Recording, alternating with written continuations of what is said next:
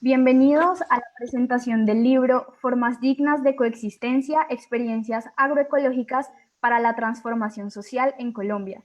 Este es el segundo libro de una trilogía de la Cátedra UNESCO en Desarrollo Sostenible, de la cual hacen parte el Instituto de Estudios Ambientales de la Universidad Nacional y también la Universidad del Rosario. Hoy nos encontramos en la primera jornada virtual del libro universitario organizada por la editorial de la Universidad del Rosario. Les agradezco a todas las personas que en este momento se están conectando a nuestra transmisión por Facebook Live y quiero comenzar por saludar a nuestras invitadas y a nuestro invitado. Estamos con Natalie Jiménez Reinales. Ella es politóloga de la Universidad del Rosario, magíster en estudios de las sociedades latinoamericanas y candidata a doctora en sociología. Además, es profesora de carrera en la Facultad de Estudios Internacionales, Políticos y Urbanos de la Universidad del Rosario. La profesora Natalie es coautora y editora literaria de este libro. Buenas noches, profesora, ¿cómo se encuentra? Muchas gracias por el espacio. Me encuentro aquí desde el sur, que es el norte del Putumayo colombiano, y muy contenta de poder estar acá en este lanzamiento. También nos acompaña Juliana Cepeda Valencia. Ella es bióloga, magíster en medio ambiente y desarrollo y doctora en agroecología de la Universidad Nacional de Colombia. La profesora Juliana también es editora literaria y coautora del libro Formas dignas de coexistencia. Buenas noches. ¿Cómo están todos? Buenas noches, gracias por el espacio. Por último, quiero saludar a Gustavo Wilches Chaux, quien escribió el prólogo de este libro. Él es abogado y politólogo, también profesor de la Universidad Externado de Colombia. Buenas noches, profesor. Buenas noches, muchas gracias por la presentación. Quiero invitar a todas las personas que nos están viendo a dejar sus comentarios y preguntas en esta transmisión. También les recuerdo que nos pueden seguir en nuestras redes sociales, Facebook, Instagram, Twitter, en donde estamos como Editorial UR. Ahí está toda la programación de esta jornada virtual del libro universitario, así que síganos para que no se pierdan ningún evento. Sin más, le doy paso al moderador de esta interesante conversación, Gustavo Wilches Chaux. Bueno, muchísimas gracias por la posibilidad de acompañarlas y no de moderarlas, sino de incitarlas y alborotarlas en esta charla tan interesante y alrededor de la cual hay muchas expectativas. Yo he tenido otras veces la fortuna también de llegar a la hora de la cosecha y esta vez fue maravillosa esa fortuna porque pues cuando hicimos contacto la primera vez y cuando me invitaron la primera vez era a finales del año pasado, después ya en el mes creo que fue como en el mes de marzo que ya estuvo la primera versión de este prólogo y ya se llamaba Un libro urgente, el prólogo ya se llamaba Un libro urgente. No había comenzado todavía la pandemia, pero ya éramos conscientes del impacto de la crisis climática, de las prioridades de la especie humana frente a esa crisis climática y también de algo que vinimos a reafirmar, y lo digo en plural porque ha sido parte de esa conversación, que más que de preguntarnos cómo irá a ser el mundo cuando salgamos de esto es tomar la decisión de cómo queremos que sea el mundo y recoger experiencias como las que ustedes han recopilado, sistematizado en este libro, porque ahí están los gérmenes de esperanza, ahí están las semillas de cómo puede ser el futuro, donde se garantice no solamente, digamos, la soberanía alimentaria, que por supuesto es fundamental, sino que se logre garantizar a través de alianzas entre las comunidades humanas y de los seres humanos con el suelo, con el agua, con el clima, con todos estos actores no humanos. Y entonces ustedes en este libro pues están mostrándonos, y entonces el libro es cada vez más urgente. Y bueno, pues la idea, y si les parece, comenzamos con que Natalia y posteriormente Juliana nos cuenten un poco cómo, eh, cómo comenzó esta aventura que en este momento está dando frutos. Ya, cómo se encontraron y después también cómo escogieron las diferentes experiencias que nos van a contar hoy. Adelante, Natalia. Perfecto. Natalie. Bueno, mira que no muchas personas nos preguntan eso, porque por supuesto hay que encontrarse para sembrar, decidir sembrar también de forma común.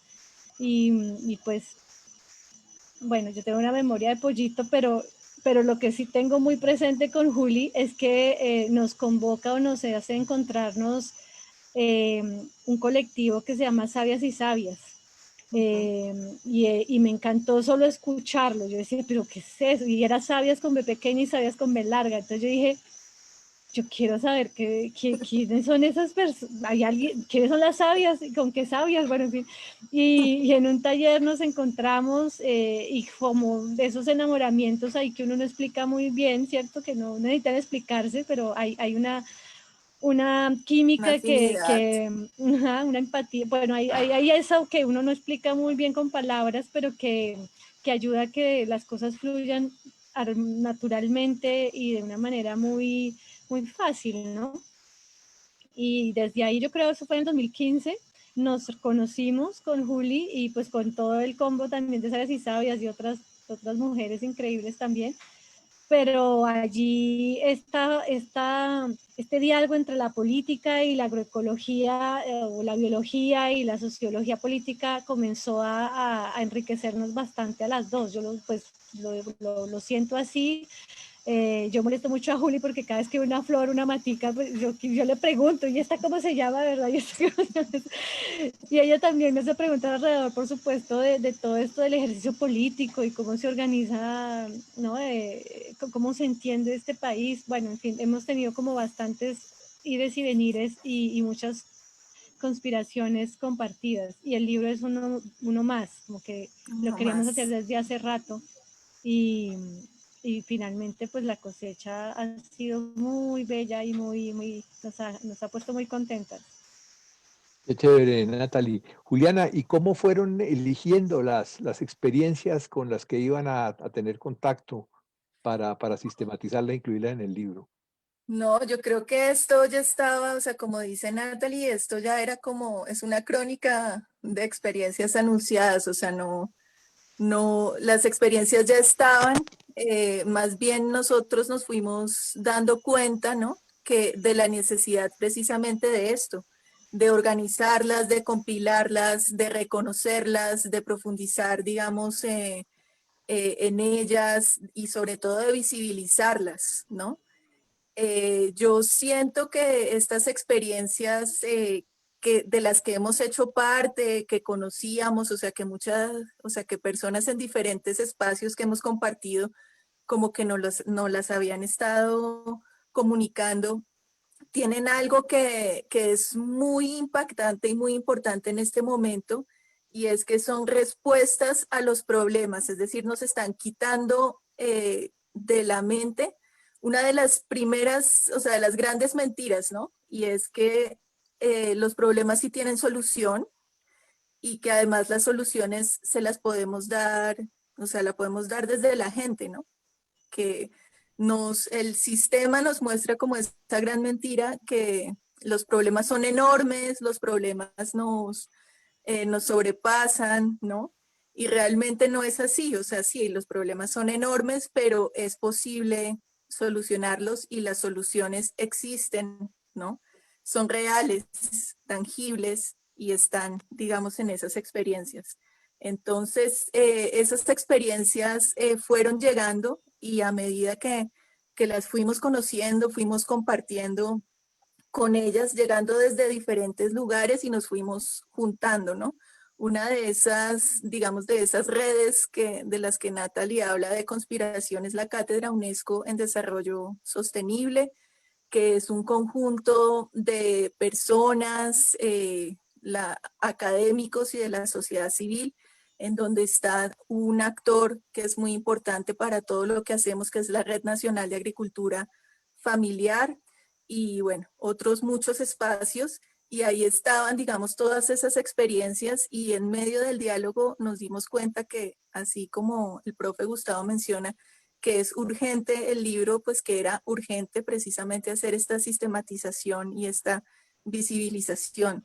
que era urgente entender qué es lo que tienen en común todas esas experiencias, ¿no? Que a primera vista no entendíamos, pero poco a poco pues fuimos dándonos cuenta que está, digamos, eso, y que detrás de eso que menciono, que es esa posibilidad de ser parte de ese cambio que uno quiere ver en este plano, en este espacio, en esta tierra, en este territorio y en este país, está algo que es como el mínimo con el que todos nos identificamos, que es la dignidad, ¿no? Está esa dignidad en el centro, por eso ese nombre de formas dignas, esa dignidad que moviliza todo esto, y está la coexistencia, porque en este país, ¿no? Donde todos, o sea, todos los que lo habitamos, este territorio pues maravilloso, pero es un territorio también de incertidumbres, en muchos sentidos, ¿no? Incertidumbres ambientales, incertidumbres climáticas, incertidumbres sociales, ¿no? Entonces, en medio de esas incertidumbres, en conjunto con esa dignidad, pues está, digamos, esta apuesta para coexistir, ¿no? Con ese cambio continuo que nos obliga a repensarnos, a transformarnos, a ser flexibles, que nos invita a cambiar continuamente en este trópico, en este trópico que como dicen, las personas planean y el trópico se carcajea porque estamos ahí en el centro de transformación. Maravilloso. Entonces, esa es un poco la historia. Quiero también destacar que ha sido un diálogo, o sea, esta apuesta también creo que es maravillosa porque es eso, es un diálogo entre la academia y esas personas que están en la sociedad haciendo cambios, generando colectivos, generando apuestas, y de ese diálogo pues nace esto que es tan poderoso y creo que es tan bonito precisamente por eso. Gracias, Juliana. Natalie, y Juliana menciona los elementos, digamos, que encontraron en común en las distintas experiencias, que inclusive, o seguramente tú me confirmarás o no, no estaban conectadas todas previamente, pero sí estaban resonando en las mismas frecuencias. ¿Cuáles, dinos algunos de esos elementos comunes que encontraron en las distintas experiencias? Bueno, como mencionaba Juliana, Gustavo, eh, digamos que la Cátedra UNESCO en Desarrollo Sostenible es una plataforma de instituciones educativas públicas y privadas, de ONGs y de redes de ciudadanos, en realidad la academia allí se pone al servicio de esas redes ciudadanas. Entonces, allí nuestra misión y nuestra inspiración es poder respaldar, acompañar cuando sea necesario ese tipo de procesos. Y digamos que la red que hace parte, la más fuerte red que hace parte de esta alianza en la Cátedra UNESCO es la Red Nacional de Agricultura Familiar. Ahí ya hay un punto de referente, y es que la mayoría de procesos responden a ejercicios en la ruralidad que, a pesar de las condiciones desfavorables, han resuelto el poder continuar haciendo una producción sana, ¿no? Sostenible, han podido seguir defendiendo el territorio, han generado economías propias, han generado y son pues gestores de esas formas dignas de coexistencia. Entonces había varios procesos ya dentro de la RENAF, que pues como es nacional, allí tenemos ejemplos en el Cauca, ¿no? En Caldas, en Cundinamarca, en el Putumayo, precisamente que dignifican la vida coexistiendo con el conflicto armado, con el glifosato, con el fracking, con tantas variables que comienzan a ir en contra de todo esto de la vida, ¿no? Entonces, precisamente este es el otro vínculo que generan estas experiencias, y es que desde ese ejercicio agroecológico, ¿no? Y también pensando la agroecología desde todas estas posibilidades, no solo desde los cambios en insumos tecnológicos o en insumos propios para la producción, sino en otro tipo de variables, desde lo que es lo que se necesita defender como patrimonio biocultural de los territorios, todo este ejercicio de la gobernanza comunitaria desde los procesos de base, digamos que todas esas variables que comienzan a nutrir y a fortalecer la aproximación agroecológica también se veían claramente en este tipo de procesos. Y otro, digamos, hilo articulador allí es efectivamente el ejercicio de la educación, de la transmisión, ¿no? De ese saber cómo dignificar la vida en los territorios y entender la coexistencia también desde ese ejercicio de habitar compartiendo, ¿no? Conviviendo, colaborando. Por eso nuestros títulos siempre pedíamos en la editorial que nos dejaran poner CO, CO y el guión existencia, porque además me acuerdo mucho que tú nos ayudaste bastante a insistir sobre eso. Ese CO tiene un montón de posibilidades y allí cuando uno habita el territorio pues pasa todo eso, uno coopera, uno colabora, uno convive, uno conversa. Eh, construye. Y estas experiencias tienen eso también en particular, desde la juventud hasta la mujer rural, hasta las ferias etnocampesinas que se manejaron en ciertos, que se manejan en ciertos territorios. Entonces, son poderosas también desde ese lugar, porque como decía Juli, resuelven problemas que aparentemente estamos esperando que nos resuelvan políticas públicas o planes de desarrollo, y ya lo tienen muy claro. Entonces, desde este ejercicio lo que quisimos, porque como decía, es una trilogía, decía la presentadora, este segundo libro es una continuación de ese que fue el primero, sobre agricultura familiar, y que lo editamos con la universidad, con Uniminuto, de hecho. Allí lo que hacemos es darle ese valor, ese reconocimiento y mostrarle como una caja de herramientas, ¿no? A ese que lee. Miren que es que la gente sabe cómo resolver los conflictos en el territorio. Comencemos a aprender un poco de esas experiencias y eso es un poco lo que hace también este segundo libro, con dignificando, usando las formas dignas de coexistencia también como un pretexto para ir categorizando socialmente la agroecología, o sea, dándole un aporte de la sociología a la agroecología con esa categoría, mejor dicho, donde la dignidad y la coexistencia se vuelven referentes que vale la pena tener en cuenta en cualquier ejercicio que uno quiera entender, ¿no? Juliana, y gracias Natalie, y no nos alejemos, Juliana, de algo importante que dijo, que nos contó Natalie ahí, que en una reunión que tuvimos también con varios profesores y profesoras de universidades que han participado en esta experiencia, de aquí no solamente sale un modelo de agricultura, sino que también sale un modelo de universidad, es decir, salen otras visiones sobre cuál es el papel de la academia, otras visiones sobre, además de cómo esta práctica con las comunidades, este diálogo de saberes, y hay una persona que seguramente nos está acompañando acá con quien nos conocimos ayer, y su tema es el diálogo de saberes, y yo le dije, uy, pues vaya, conéctese allá a esto. ¿Cómo esto ha transformado el quehacer universitario? Pues, o sea, yo creo que es claro, digamos, cuando uno tiene estas experiencias cercanas con los territorios y con las comunidades, ¿no? Que uno pues empieza a darse cuenta de las limitaciones, por ejemplo, del saber, o sea, que hay muchas cosas que uno pretende saber en los libros, pero pues que la realidad rebasa y que ahí hay unas oportunidades increíbles. Aprende, por ejemplo, no sé, ese ejercicio que a veces es tan extraño que hacemos nosotros los científicos, sobre todo los científicos naturales, ¿no? De esa abstracción, de ese buscar como los problemas en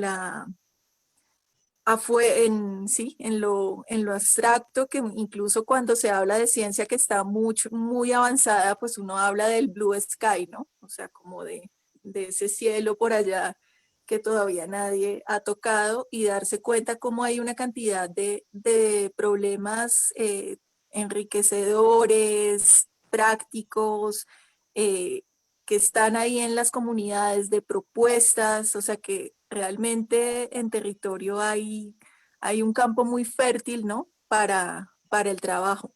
Y empieza entonces uno también o sea, los que nos sentimos convocados, porque tampoco digo que todos tengamos que hacer ese ejercicio, pero creo que la mayoría que hacemos este ejercicio nos enamoramos y nos damos cuenta que, o sea, que esas posibilidades de diálogo, de colaboración, cooperación, conversación, co-creación, concertación, pues son supremamente interesantes y que se desdibujan los límites, ¿no? Entre lo que es universidad y comunidad, y que allá afuera también hay aulas, ¿no? Que en los territorios son aulas vivas, con una cantidad de problemas para además ir aprendiendo desde el hacer, ¿no? Que es el otro, o sea, yo creo que el otro elemento de cambio en este quehacer del aprendizaje, ¿no? Transformar esa sabiduría, digamos, o sea, uno cree que primero tiene que saber y luego hacer, y no más bien ir aprendiendo mientras va haciendo, ¿no? Que son cosas que a veces son tan obvias, pero que, que a veces ese quehacer académico, bueno, desdibuja. Y bueno, creo que en esas posibilidades de cooperación hay realmente un sentido, ¿no? También un sentido de construcción que le brinda a la academia pues esa posibilidad de realmente responder a las necesidades que además en nuestro país pues son muy sentidas de esos territorios, y mirarnos y reconocernos también desde otro lugar. Entonces, para mí, pues esta apuesta es también esa apuesta muy bonita, esa apuesta además o sea, que yo creo que también necesita ser el país, porque somos un país, o sea, nos vivimos, por ejemplo, no sé, desde lo biológico, haciendo gala de nuestra gran biodiversidad, ¿cierto? Pero no sabemos qué hacer con nuestra biodiversidad. No tenemos ni idea. La biodiversidad se convierte, o sea, en la práctica se convierte en un problema, ¿no? Somos un país, somos un humedal enorme, somos un país de humedales. No sabemos qué hacer con las pulsaciones de inundaciones en nuestro territorio, ¿sí? Queremos, o sea, no nos entendemos desde esa territorialidad, ¿sí? Nos pensamos, todavía tenemos una mente todavía que quiere verse diferente a lo que somos, y aunque decimos que somos ricos, que tenemos un montón de biodiversidad, no hemos entendido realmente el desafío y la invitación también que hay detrás de esa enorme riqueza, que no es solamente, digamos, de plantas, de animales, sino también de culturas, ¿no? Y de entenderes. Quiero, Entonces, creo que también esta es la apuesta, ¿no? O sea, ser diversos, y este libro también es una apuesta a la diversidad, porque estas formas dignas de coexistencia no son solamente desde lo indígena, no son solamente desde lo mestizo, no son solamente desde lo campesino, no son solamente desde lo rural. No, estas formas dignas de coexistencia están, o sea, como que compilan esa diversidad que somos, y en lugar de entrar en conflicto, lo que muestran es un potencial muy grande, digamos, de armonización, porque esa diversidad se vuelve entonces un potencial. Y bueno, Juliana, me he desdibujado un poco de la pregunta, pero bueno, ahí. no, es que de todas maneras mencionaste una cosa y quiero, y era una pregunta que tengo aquí desde el principio, pero quiero conectarla porque es a partir de dos experiencias. Y un poco primero la pregunta, después por qué la hago, y después ustedes por favor la responden. Me llamó mucho la atención porque dos cosas, y ambas tienen que ver con el Congreso de la República. Hace unos días vi por pura casualidad un debate que convocaba un representante a la Cámara del departamento de Sucre y convocaba al gobernador de Sucre. Es un debate al Fondo de Adaptación sobre la mojana. y sobre por qué no se había hecho la obra principal de La Mojana y que solucionaría el problema de La Mojana. ¿Y cuál es el problema de La Mojana según estas personas? El problema de La Mojana es que se inunda. Y entonces ese es se habla ese un poco cliché, la despensa de Colombia, el sitio más fértil de Colombia, donde se pueden hacer muchísimos proyectos agroindustriales, y estoy citando entre comillas, pero el problema es que se inunda y la solución es hacer un muro de 53 kilómetros de longitud, 53 kilómetros de longitud para evitar que el río Cauca se inunde, y una vez esté hecho, entonces ya se puede hacer un distrito de riego y ya se pueden resolver esto. Y estaban de acuerdo en eso el convocante y el gobernador, que siendo un mojanero a mí me llamó muchísimo la atención eso. Y yo pensaba algo que hoy también lo reafirmo, pero en otro contexto, y es que también tuvieron la gentileza de invitarme a la Comisión Quinta a una audiencia que se hacía hoy para oír distintas opiniones desde la sociedad civil y desde la academia sobre el proyecto de ley que prohíbe la aspersión de glifosato en Colombia como mecanismo para combatir los cultivos de uso ilícito, y pues hubo, digamos, distintas posiciones, pero a mí me llamó muchísimo la atención que mientras unas de las posiciones, por supuesto, había hombres que tenían unas posiciones, en mi concepto, muy claras sobre el tema de por qué no, por qué es nociva, digamos, esas aspersiones de glifosato, y hubo particularmente tres mujeres científicas que hicieron unas explicaciones absolutamente claras y contundentes sobre por qué no el glifosato. Pero también hubo dos apologías impresionantes a los beneficios del glifosato, a la importancia de que en Colombia se hiciera, pero no solamente ya como medio de convenir, sino lo bueno que eso era para la salud y para los cultivos y para todo eso. Y esos dos eran hombres. Y entonces yo decía, pero claro, también hubo otros hombres que sacaron la cara por el género, pero a mí me parecía de todas maneras, y vuelvo a lo de La Mojana, que esa posición de estos dos gobernantes, de estos dos políticos de Sucre, demuestran una incapacidad de muchísimas decisiones de entender el carácter cíclico de la naturaleza, de entender que la riqueza, precisamente que la riqueza de La Mojana se debe a los ciclos de los ríos, que la base de la cultura anfibia es lo cíclico. Ustedes como mujeres piensan efectivamente que esa condición cíclica que está en la base de la agroecología y esa valoración de lo cíclico es mucho más fácil de entender para una mujer que para un hombre. La luna. Empecemos por allí. Por favor.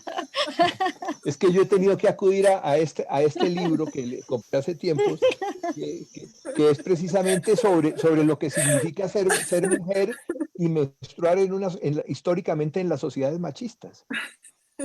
Entonces, y me lleva a esa conclusión pero que quiero, por supuesto, confirmarla con quien hay que confirmarla, que es con mujeres, de que para las mujeres es mucho más natural el entender en la condición cíclica de la naturaleza que para los hombres.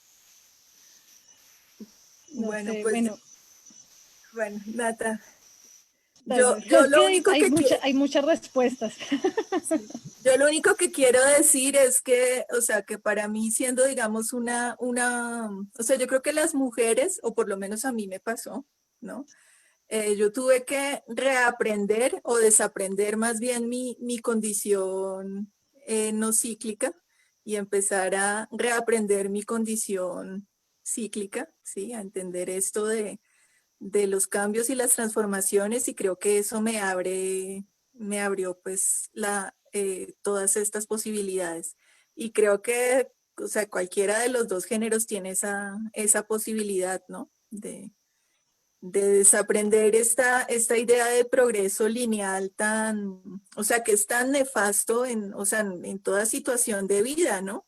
Porque si nosotros estamos pensando que siempre, o sea, que por ejemplo siempre va a haber alegría, que entonces, ¿dónde está el conflicto? Y la verdad es que para la vida tal vez el conflicto es lo más nutritivo, ¿no? Así como para la mojana lo que la hace tan fértil es precisamente ese ciclo de inundación y pérdida, ¿no?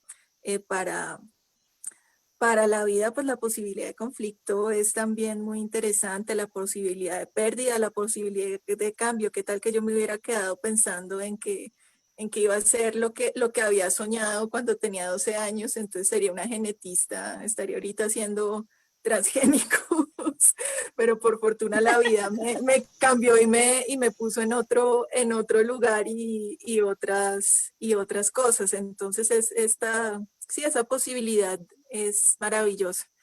Y bueno, yo creo que este territorio tiene como ese gran aprendizaje para todos. Natalie, ¿y tú crees que en este modelo de sociedad que se siembra y que fructifica en estas experiencias de agroecología, hay, digamos, una equidad de género que no se encuentra, digamos, en otro tipo de modelos? Y yo no diría de modelos productivos, porque esto va mucho más allá de un modelo productivo. Este es un modelo, son modelos de la sociedad posible.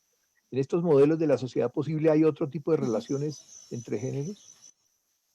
Bueno, ahí yo quería, para responderte y agregar un poco a esa última precisión cíclica, yo creo que efectivamente mientras seamos sensibles y nos permitamos de nuevo conectarnos a lo esencial, ¿no? A eso que la naturaleza nos muestra tan generosamente y nos ofrece, y hacerlo de manera agradecida, ¿no? Y respetuosa. Creo que independientemente de que seamos hombre o mujer o cualquier tipo de género, Sí, otro género. tenemos esa posibilidad. Es un regalo, es como un volver es como un recordar, ¿no? Que es una fuente de vida y de inspiración y de potenciar nuestra propia energía cuando lo reconocemos y nos volvemos a conectar con eso que nos regala el agua, el aire, ¿no? El sonido de la naturaleza. Bueno, en fin. Y entonces en esa medida, bueno, sí hemos tenido bastantes diálogos al interior de esto de la agroecología. Yo no estudié agroecología, pero me siento abrazada por ella, como que lo celebro cada vez más porque la conocí en Francia, de hecho no la conocí primero acá en Colombia. Yo de aquí me fui politóloga, eh, como muy sensible a la política para la vida, pero la encontré evidente en un país como es Francia, que uno diría que no, pero hay también formas dignas de coexistir y hay un proceso agroecológico hermosísimo acompañado con un componente espiritual muy claro. Y yo quedé muy sorprendida y me inspiró bastante para luego llegar acá a Colombia y decir, bueno, ¿y aquí cómo se manifiesta esto? Entonces es de esa manera que yo comienzo a, a enterarme, a encontrarme, a reconocer a personas como a Juliana, pero también a los agroecólogos de siempre que estudiaron en su chagra y que estudiaron, ¿no? Que saben realmente sin diplomas lo que es cuidar la vida en todas sus manifestaciones y recrear escenarios posibles que dignifican la existencia. Entonces, cuando comienzo a reconocer eso, encuentro muchísimas mujeres, Guillermo, mujeres que están sobre todo más allá de encasillarse en un componente agroecológico, están conectadas con eso que la naturaleza nos muestra todo el tiempo y es el cuidado, ¿no? Es desde ese ejercicio de estar allí cuidando el nido, construyéndolo, nutriéndolo, ¿cierto? Mujeres que están en la huerta, que saben sobre medicina. Allí hay agroecólogas potenciales que a veces uno dice agroecología y dicen, bueno, chévere que les han puesto un nombre, pero pues lo que yo sé lo mismo que ustedes dicen. Y hay bastantes mujeres en la ruralidad, yo digamos que las honro bastante. Lo que sí puedo decir es que disciplinarmente no es que haya muchas mujeres, y por eso yo celebro a Juliana siempre, aunque conozco bastantes agroecólogos hombres, pero mujeres agroecólogas no es que hayan espacios como tan claros y tan fuertes como si los hay en redes académicas, en este caso pues agroecológicas. Y eso ha sido un poco la crítica que se ha hecho en bastantes escenarios, ¿no? Ahora, la agroecología también está situada en todos estos desafíos de los discursos desarrollistas, ¿no? Y en dónde se sitúa con sus apuestas y sus retos. En un discurso también que tiene que ver con la descolonización, ¿no? Con quitarse estas lógicas de patriarcales. Bueno, claro que tiene que ver con eso, porque precisamente está en la vanguardia, está respondiendo a todos estos desafíos también de apuestas políticas, ¿no? Y que pasan por una forma de economía muy distinta a la que estamos llevando hasta hoy. Así que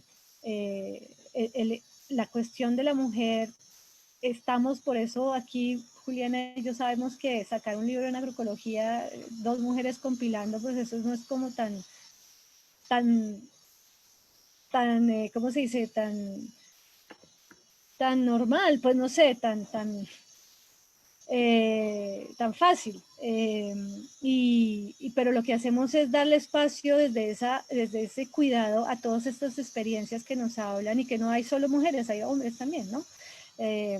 Pero es permitir que ese cuidado, esa economía del cuidado, esa ética del cuidado, como se quiera evocar, que conocemos per se las mujeres también, comience a aportar y a hacer cada vez más, y a fortalecer cada vez más la apuesta agroecológica.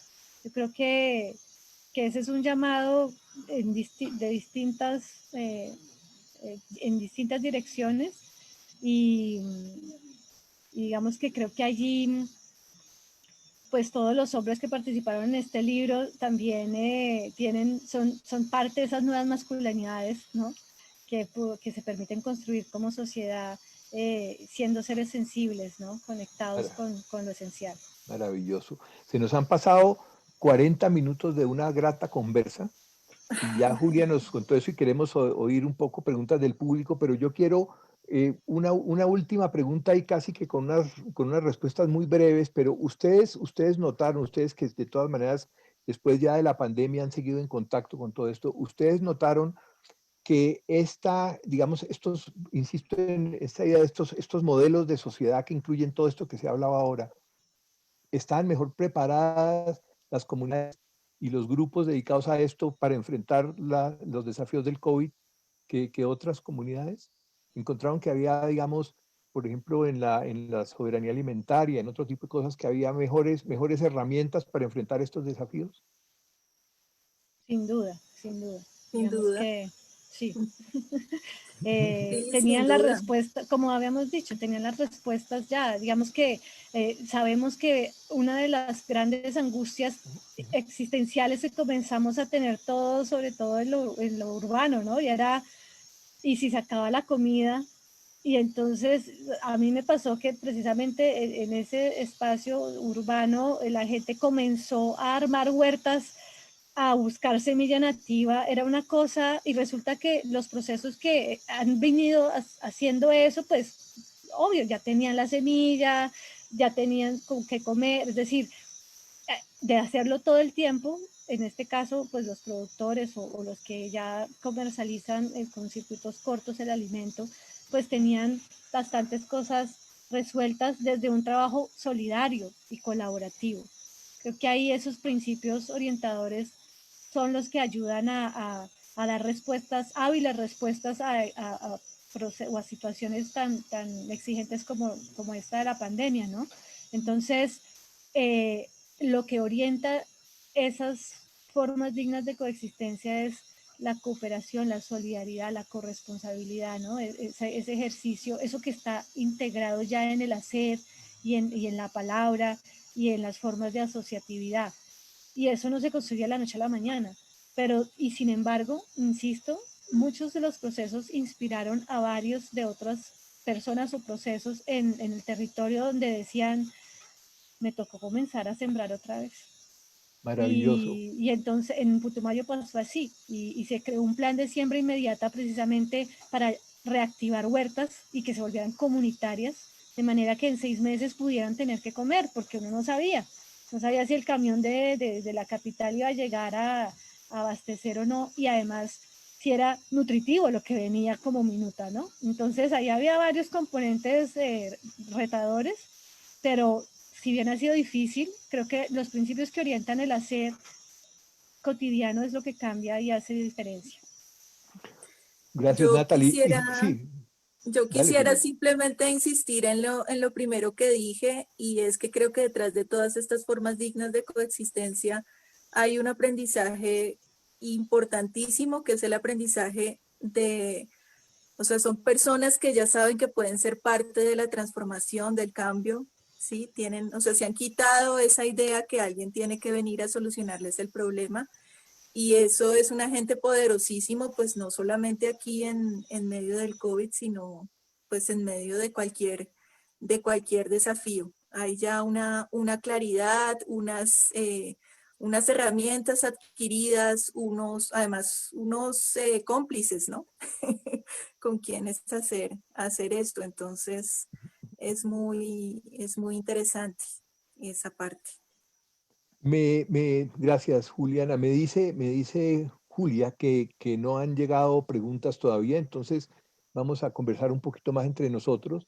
Y la pregunta es, ¿cómo, cómo logramos que esto, que ya hay cada vez más, y a mí me sorprende ahora lo que decía Natalie, que había encontrado en Francia, porque de todas maneras esta maravilla de cinturón ecuatorial que nosotros vivimos, que es la franja intertropical, genera una cantidad de cosas, pero uno no se imagina, digamos, que respuestas similares puedan surgir en otras latitudes. Esa parte me pareció muy interesante. Eh, o sea, ya no son cosas tan aisladas como eran antes, pero de todas maneras todavía no son la política pública, todavía no son la visión central del desarrollo.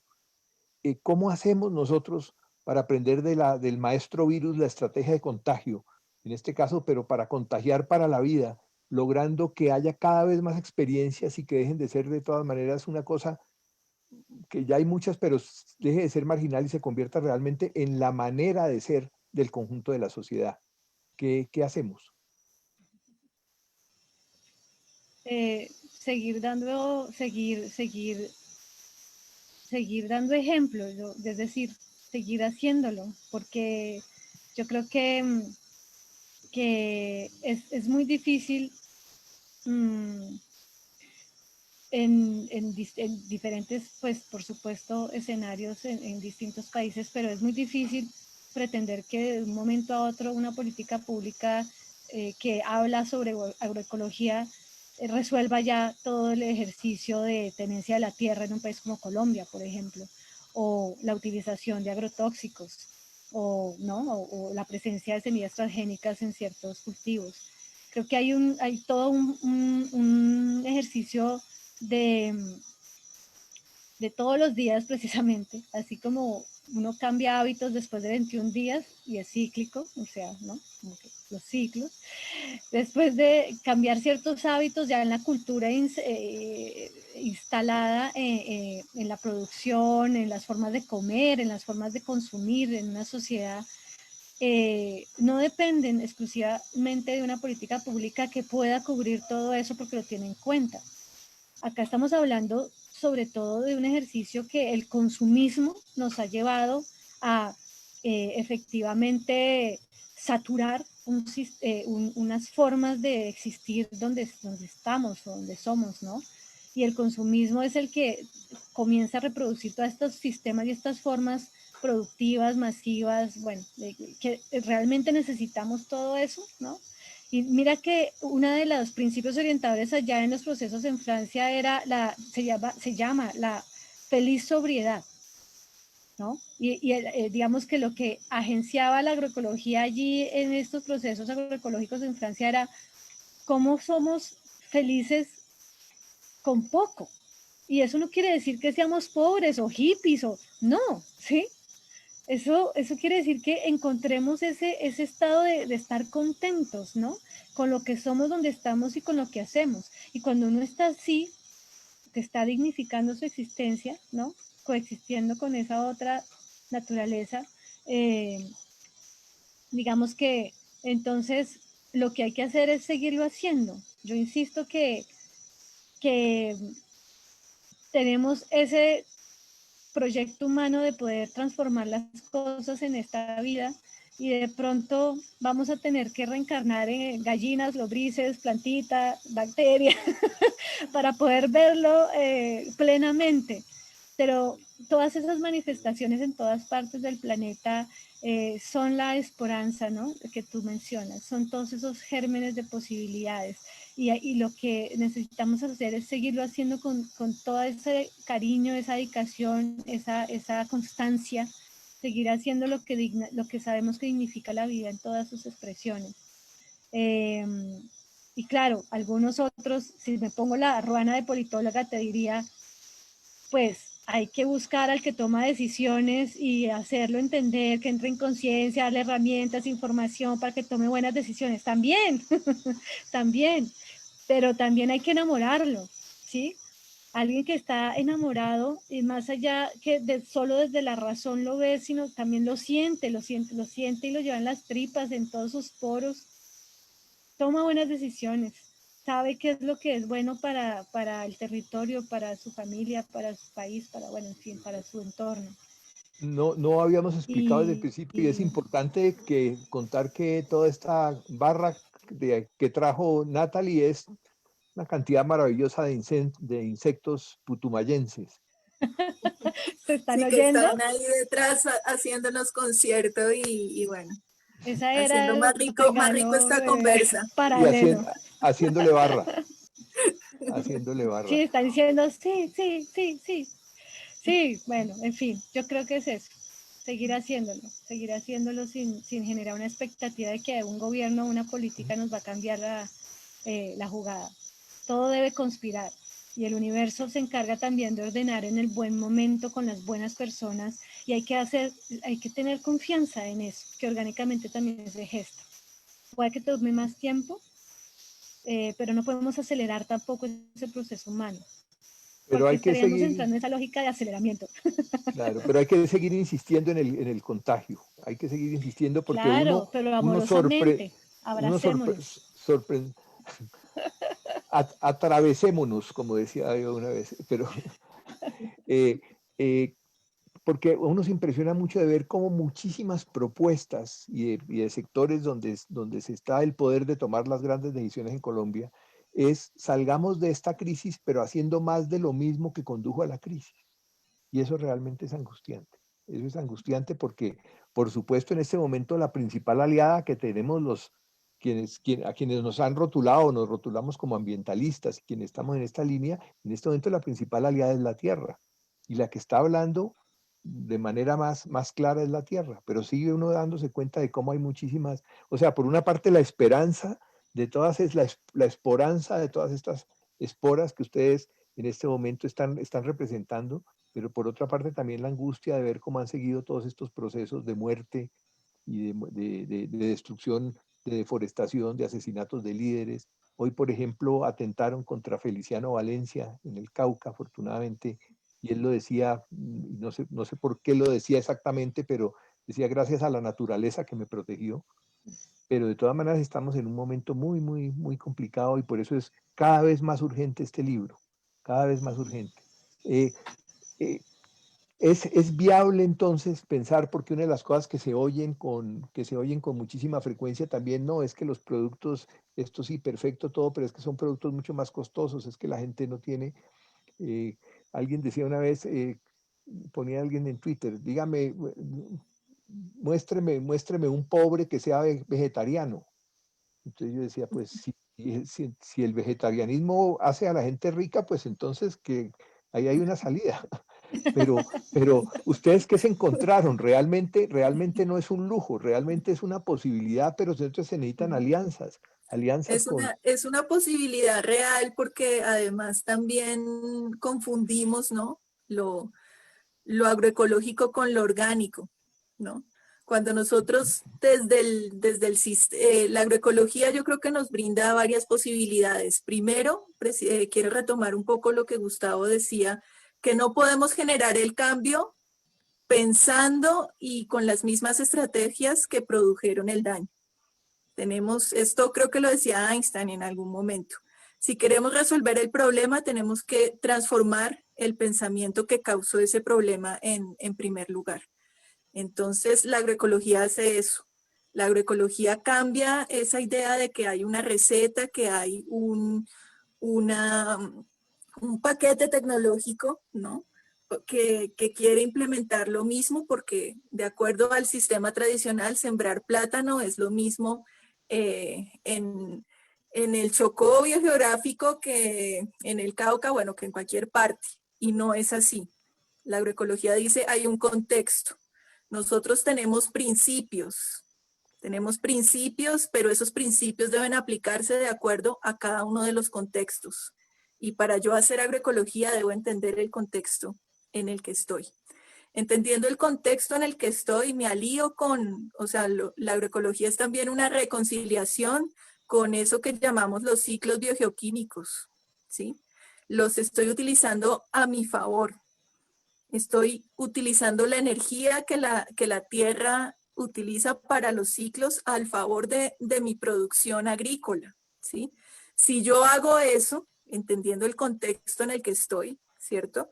La producción se vuelve, se vuelve cada vez más barata, porque yo estoy generando un sistema en donde no tengo problemas de plagas, de malezas, etcétera, porque estoy trabajando con el sistema en sí, donde las labores, digamos, de campo, de alguna forma deben ir cada vez disminuyendo porque nuevamente estoy trabajando con los ciclos de la naturaleza. Es decir, desde la agroecología nosotros podemos encontrar alimentos igualmente, o sea, con todos los beneficios sin químicos, con todos los beneficios nutricionales, etcétera, y más baratos porque la inversión inicial que yo hago, pues a medida que esto, digamos, es a medida que el tiempo pasa, puede ser incluso más económica.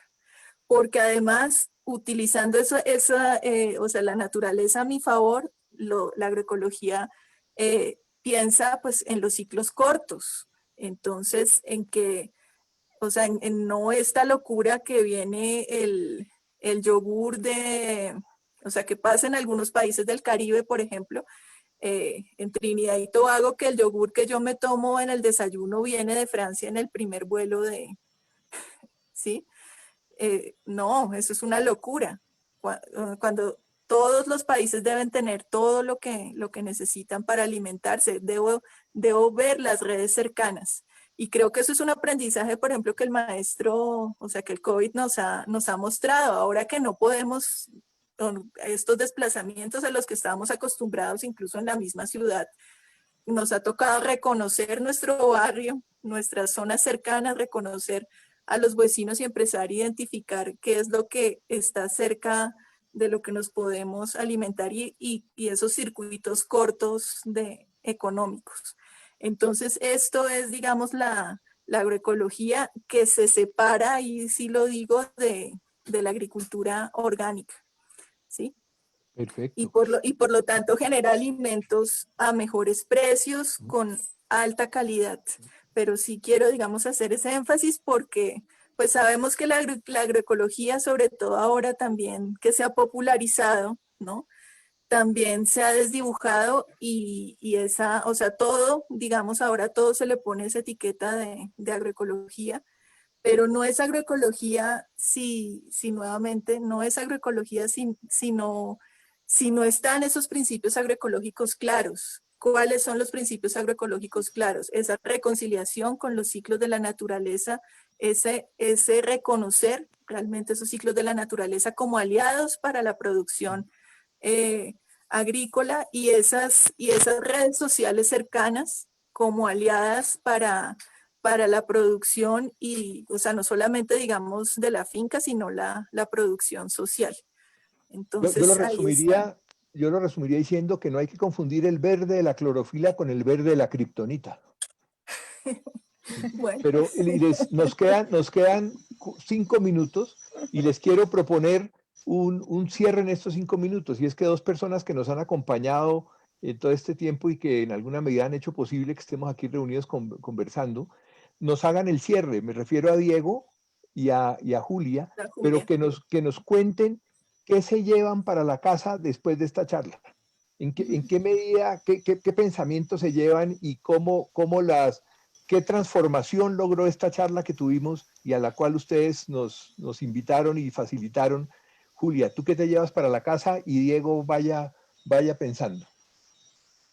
Bueno, realmente para mí fue una charla muy enriquecedora porque poco o nada sabía de todos estos procesos de agroecología. Me parece maravilloso poder pensar en garantizar la seguridad alimentaria por medio de procesos diferentes que no tengan que ver con pues el gobierno central. También pues me pareció muy interesante conocer sobre esto y me pareció de verdad un gran punto de interés para leer este libro y para invitar a todas las personas que nos están viendo a leerlo. Y Diego, ¿qué nos dice? Gracias, Julia. Y Diego está en este momento con la transmisión, así que después nos dará la retroalimentación de lo que se llevó de esta charla tan interesante. Perfecto. Sería muy importante que pudiéramos tener y para poder hacer difusión por las redes a las que todos accedemos, poder tener, digamos, los links a donde, por ejemplo, si esto quedó grabado, la gente pueda ir a esa grabación y lo mismo de los otros encuentros que ha habido para que también la gente pueda tener oportunidad de oír también a quienes han estado participando directamente en estas experiencias. Pues yo creo que Claro que sí. ya terminamos el tiempo. Muchísimas gracias de nuevo por permitirme formar parte de este combo. Y gracias a Julia, a Diego y por supuesto a Natalie y a Juliana, que son las dos maestras que tenemos en esta materia en la charla de hoy. Entonces, Gracias. nos disolvemos pacíficamente. Bueno, Muchas yo gracias. antes de ir, quiero hacer una invitación para el próximo martes a las 9 de la noche en la emisora de la Universidad Nacional de Colombia, 98.5, a través de Radio Múcura, que es el espacio del Instituto de Estudios Ambientales. Pues estaremos precisamente charlando y podrán escuchar a las personas que hacen parte de estas formas dignas de coexistencia, es decir, a los protagonistas de este libro. Entonces, pues invitadas e invitados a escucharlos. Y bueno, muchas gracias a la editorial por este espacio, a Gustavo por sus sabias palabras, inspiradora. Él es una presencia inspiradora. Sabias Y con B bueno, chiquita. sí, porque son la sabiduría de las plantas y la sabiduría de las mujeres. Ese es el sabias y sabias. Y a Natalie, bueno, también por una más de tantas conspiraciones que da fruto y por esa pues enseñanza tan poderosa que hace ella desde la política, que es como desde lo cotidiano se transforman realidades. Entonces, muchas gracias. A Muchas ustedes. gracias, profesores. Quiero recordar a todas las personas que nos vieron que pueden adquirir este libro de forma electrónica en nuestra página editorial.urrosario.edu.co y que nos sigan en nuestras redes sociales para conocer mucho más sobre este libro y sobre todos los libros de la editorial de la Universidad del Rosario. Estamos en esta primera jornada virtual del libro universitario, estamos haciendo muchos eventos, estamos haciendo jueves de revistas, lecturas compartidas, eventos con estudiantes, así que sigan atentos de nuestras redes sociales. Les agradecemos mucho y nos vemos en una próxima ocasión. Bueno, Chao, muchas chao. gracias. Gracias. Chao. Gracias. Gracias.